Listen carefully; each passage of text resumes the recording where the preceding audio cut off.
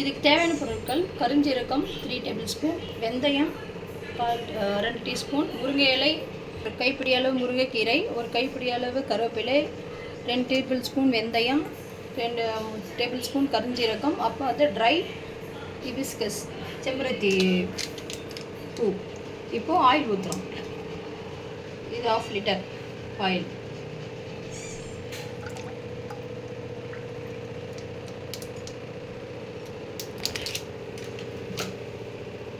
நல்லா கொதி வரும்.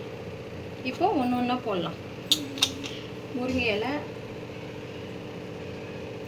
ஒரு கைப்பிடி அளவு முருங்கை இலை. இதுதான் கருஞ்சீரகம்னு சொல்லுவாங்க. இது வந்து முடி வந்து கருமையாக இருக்கும், அதனால் இது கருஞ்சீரகம்னு சொல்லுவாங்க. ஒரு 5 பொருள் போட்டாவே முடிக்கு வந்து செட் ஆகும். நிறைய பொருள் போடும்போது முடியெல்லாம் டிஸ்டர்ப் ஆகிடும், ஒருத்தருக்கு செட் ஆகாது. முக்கியமான பொருள் இது வந்து வெந்தயம். வெந்தயம் ஒரு கைப்பிடி அளவு. அதுக்கப்புறம் கருவேப்பிலை,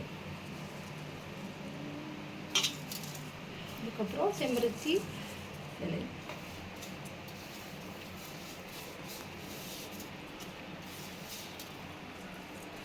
அதுக்கப்புறம்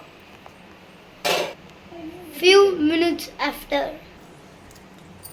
வெட்டி வேறு.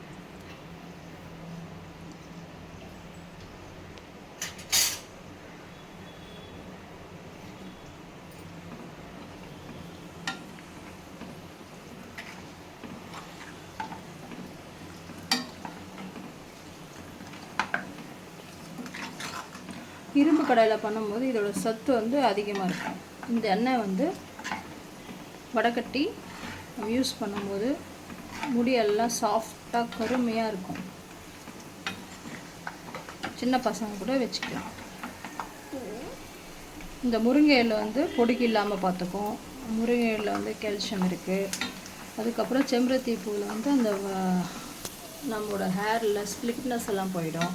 கருவேப்பிலை வந்து கருப்பாக இருக்கும். அதுக்கப்புறம் முடியெல்லாம் கொட்டுறது கொஞ்சம் கம்மியாகிடும். வெட்டி வேர் வந்து தலையில் இருக்கிற ஃபங்கஸ், பெயின் அதெல்லாம் வராமல் பார்த்துப்போம். இது 5 பொருள் யூஸ் பண்ணாலே நமக்கு ரொம்ப நல்ல ரிசல்ட் வரும். நல்லா கொதி வருது பாருங்கள்.